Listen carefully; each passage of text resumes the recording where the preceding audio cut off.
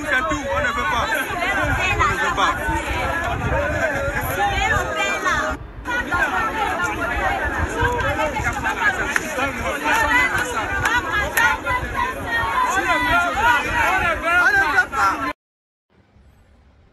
Bonjour. Les jeunes des universités arrêtent parfois de justifier leur mendicité dans les événements politiques du RDPC, qu'ils arrêtent de se trouver des excuses chaque fois qu'ils sont enrôlés par des élites du RDPC dans ces meetings qui n'ont pas de sens.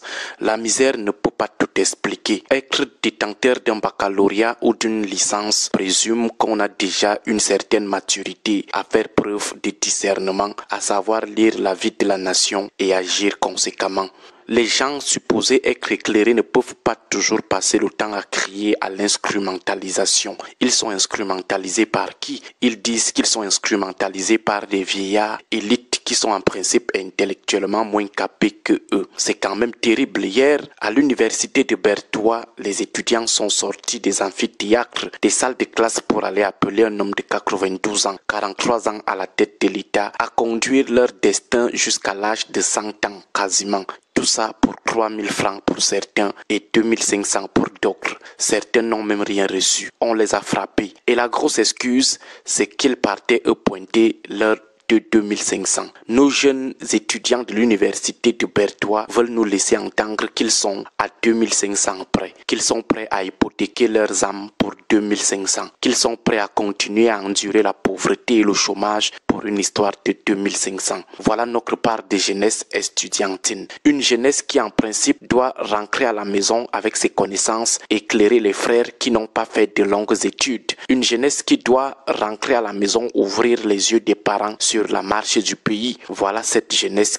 qui nous dit qu'elle est plutôt prête à faire les choix politiques les plus malsains pour une histoire de 2500. Certains nous diront que nous faisons semblant d'ignorer ce que représente 2500 pour un étudiant, que la misère est montée, elle est descendue. 2500 représente quoi aux yeux d'un étudiant qui est conscient de l'état de misère dans lequel les dirigeants du pays l'ont plongé? Ce qui est curieux, c'est qu'ils savent bel et bien que le RDPC est le cimetière de leurs rêves. Ils savent bel et bien que Paul Biya, c'est le passé, c'est l'imparfait. Ils sont tous d'accord qu'avec les élites locales, c'est juste l'escroquerie de leur voix. Après, elles prennent généralement la clé des champs. Ils savent bel et bien qu'après l'université, le RDPC ne leur propose que le chômage et la débrouillardise. Mais partent quand même prendre part à un appel à candidature qui va d'une manière ou d'une autre donner la force à ceux qui ont broyé leurs parents et ont déjà commencé à les broyer eux-mêmes. Ces jeunes étudiants savent que les élites qui viennent solliciter leur figuration à des meetings politiques ne pensent qu'à leurs propres enfants une fois maintenus au pouvoir. Elles ne pensent qu'aux membres de leur famille et de leur belle famille. Ces jeunes étudiants de Berthois le savent bien, mais ils partent quand même les soutenir pour après venir nous dire qu'ils partaient pointer leurs 2500. Que valent ces 2500 devant le bien que vous faites à ceux qui ont broyé vos parents et ont déjà commencé à vous broyer vous-même en vous faisant échouer à tous les concours pendant que leurs enfants, eux, réussissent sans effort? 2500, c'est pour acheter quoi au final? C'est pour faire quel type de repas? Ce repas fera combien de jours? Pour 2500, vous continuez d'encourager ceux qui vous maintiennent dans la misère. La misère, la pauvreté ne peuvent pas justifier le soutien à un bourreau. Dire que vous partiez pointer 2500, ça ne veut rien dire. C'est justifier non seulement votre mendicité, mais aussi votre paresse. Allez servir de foule aux élites de l'Est qui sont dans leurs calculs dans et pour la mangeoire et venir dire après que vous partiez pointer vos 2500. C'est de la paresse. C'est une solution très paresseuse. C'est la vie facile. Attendre toujours les meetings du RDPC pour avoir 2500, c'est de la paresse pure et simple. Nous avons quand même été tous étudiants. 2500 pour un étudiant non paresseux, c'est le ridicule. À l'université, à partir de la deuxième année, ma mère a commencé à me donner 5000 francs par mois pour la nutrition, la scolarisation, l'eau et l'électricité. Tout ça dans les 5000 francs qu'elle envoyait via Express Union à l'époque. C'était le seul argent que je recevais par mois parce que je ne pouvais pas compter sur mes tantes et mes oncles qui étaient plus démunis que ma mère. Avant la fin du premier trimestre, j'étais déjà moi serveur dans un bar dépôt où je touchais 35 000 francs le mois. Le bar du père Ngako François derrière l'ancienne sous-préfecture de Soie. J'ai d'ailleurs obtenu mon master en sciences politiques en travaillant dans ce bar. J'étais obligé d'acheter les cours polycopiés du groupe Forobo pour rattraper mes absences au cours. J'ai travaillé travaillé pendant 4 ans d'affilée comme serveur dans ce petit bar dépôt. Alors si un étudiant de l'université de Bertois nous dit aujourd'hui qu'il est parti hier servir de foule à l'incurie que les élites égoïstes de l'Est ont organisé parce qu'il voulait juste pointer ses 2500, nous concluons rapidement qu'en plus d'être un éternel mendiant en herbe, c'est un gros paresseux. Venez insulter Paul Biya après, déchirez même les t-shirts transparents qu'on vous a partagés pour montrer que toute la jeunesse de l'Est est derrière Paul Biya. Insultez même Paul Biya, déchirez tous ces t-shirts. La sentence est là. Vous êtes un gros paresseux et un éternel mendiant en herbe. Les gens font délibérément le choix de l'argent facile et ils viennent vous dire après qu'ils partaient juste pointer. Nous préférons même de loin ceux qui sont allés à ce meeting par conviction. Eux au moins ils sont corrects avec leur conscience. Vous ne pouvez pas participer à un meeting parce que vous avez besoin de 2500 et venir crier après donnez-nous notre argent. Vous avez même travaillé quoi jusqu'à réclamer 2500? Participer à un meeting politique c'est déjà un travail. Nous pensons que ceux qui vous ont frappé hier vous ont même raté. La honte de la jeunesse africaine, la honte de la jeunesse estudiantine, la honte de l'université camerounaise. Bonne journée à vous tous. Good morning and thank you for joining us. We are talking about University of Bertois students. Edith, you have 5 questions for me. I want to ask, the first question is, if it is 20-year-old elite who went to the University of Bertois, considering the pitfalls of CPTN for 43 years, what different things do they have to tell those students? CPTN politicians only have money. That's the only way they communicate. So when they promise students that after a 100 or 200 work, they are going to earn 25, students compare that tax with how long it might take them working in the chantier or pushing truck on the streets or doing any odd work to earn 25, without mentioning that most parents, again, still send 5,000 francs for a whole month to students. So thinking that they will earn that 25 just by walking 100 meter or 200 meter, I think that is the fastest means to convince them to get them enrolled on those works. Okay, the second question is, what new thing can those elites promise the students, considering many other things, corruption, investment, and many other evils of the CPTN for the past years? What new thing are they going to promise the students that they might likely do? Should they continue with it? They don't need to convince any student about anything. The students are limited to the 2.5. They are motivated and moved that they will earn 2.5 after the work. And that can justify why all those troubleshooting when the 2.5 promise hasn't been met as promised. So you see them shouting all over social media because that was the only motivation, nothing more.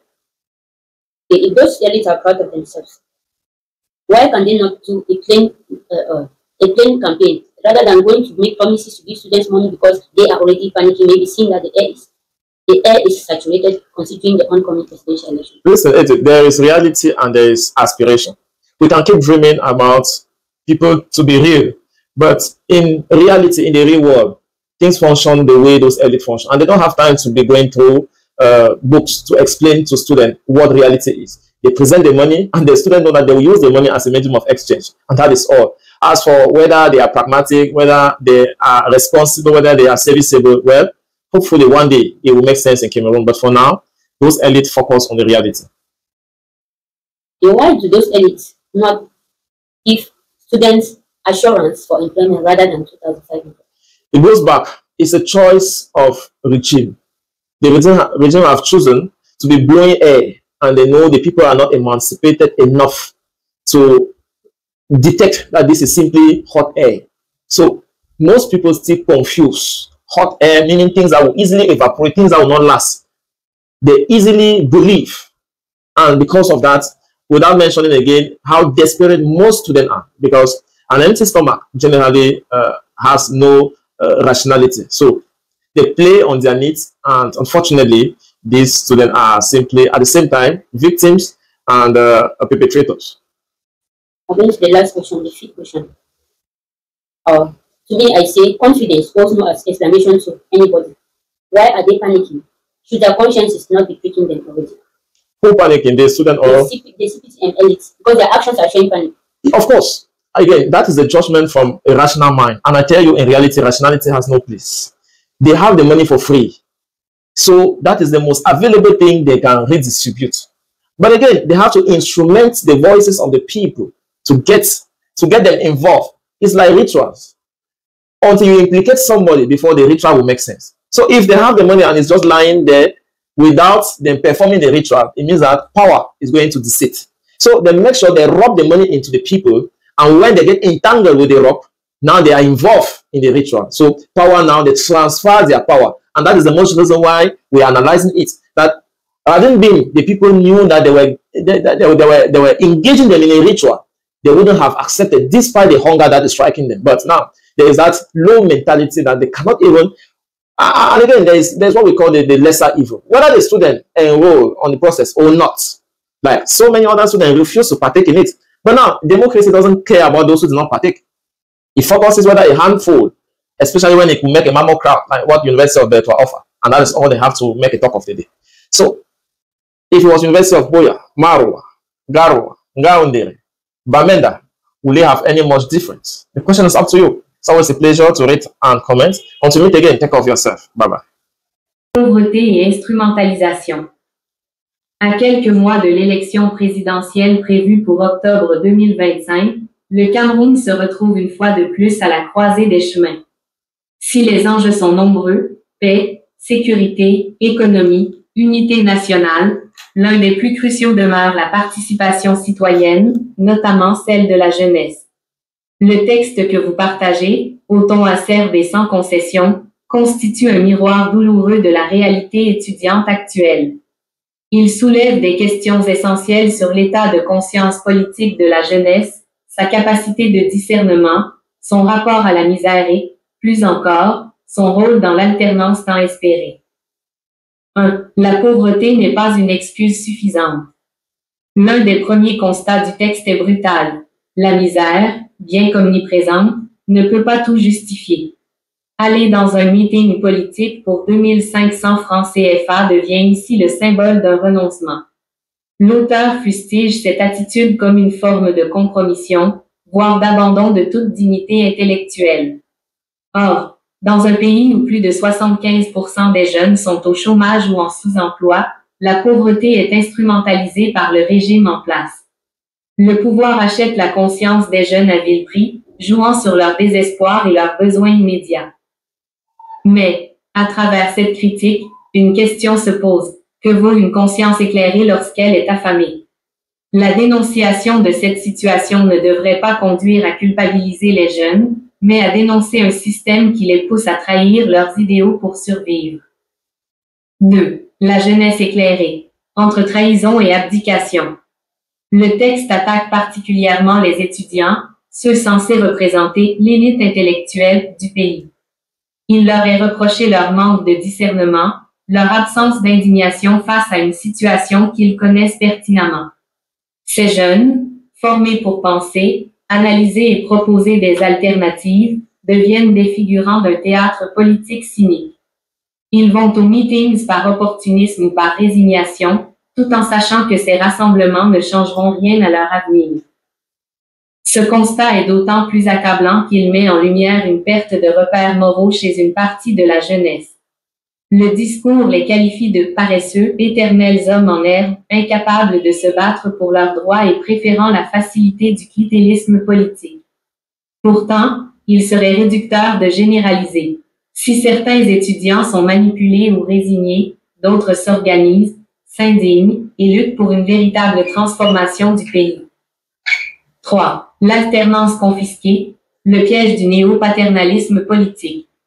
La critique du texte s'élargit à la classe politique. Une élite vieillissante qui, une fois au pouvoir, n'a Dieu que pour ses enfants et ses clans. Les jeunes ne sont que des outils électoraux, instrumentalisés au moment des campagnes, puis abandonnés aussitôt les élections passées. Ce phénomène n'est pas propre au Cameroun, mais il y prend une forme caricaturale. À Berthold, comme dans bien d'autres universités, les leaders politiques achètent les foules étudiantes comme on achèterait une figuration de foule pour un kid. L'enjeu de l'élection de 2025 réside donc aussi dans la rupture avec ce système de dépendance clientéliste qui empêche l'émergence d'une conscience politique autonome et structurée chez les jeunes. Tant que ces derniers ne revendiqueront pas leur droit à une citoyenneté pleine et entière, à la dignité et à la participation active, l'alternance restera une chimère. 4. Le vote étudiant, entre responsabilité et manipulation. Le rôle des jeunes dans cette présidentielle est déterminant. Avec près de 60% de la population âgée de moins de 25 ans, le vote jeune peut être un facteur de basculement. Mais pour cela, il faut qu'il soit libre, éclairé et assumé. Le texte suggère que ce n'est pas le cas. Nombreux sont ceux qui, malgré leur lucidité sur la corruption et l'instrumentalisation, choisissent la voie de la facilité. 2500 francs contre une voix, ou pire, contre une participation de façade dans un meeting. Or, en démocratie, même viciée, le vote reste une arme puissante.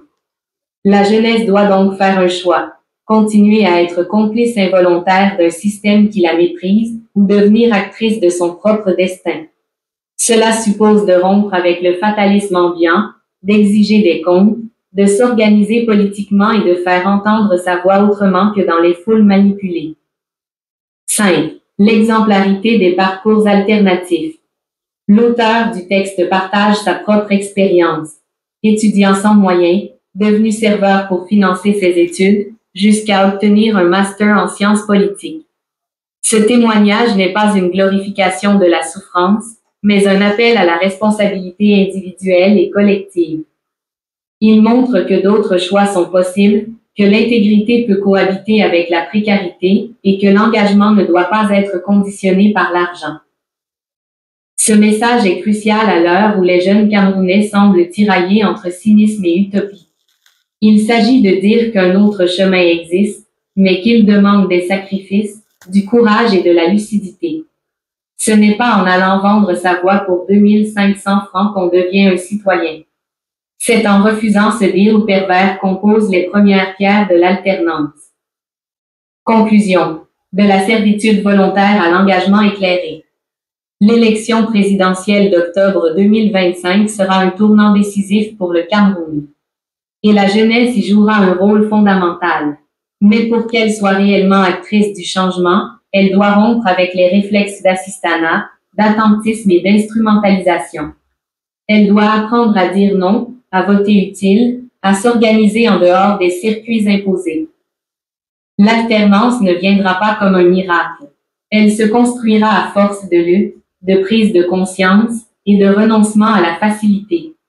Le texte que vous avez partagé, dans sa virulence, est un cri d'alarme, un appel à la dignité. Il faut qu'il soit entendu.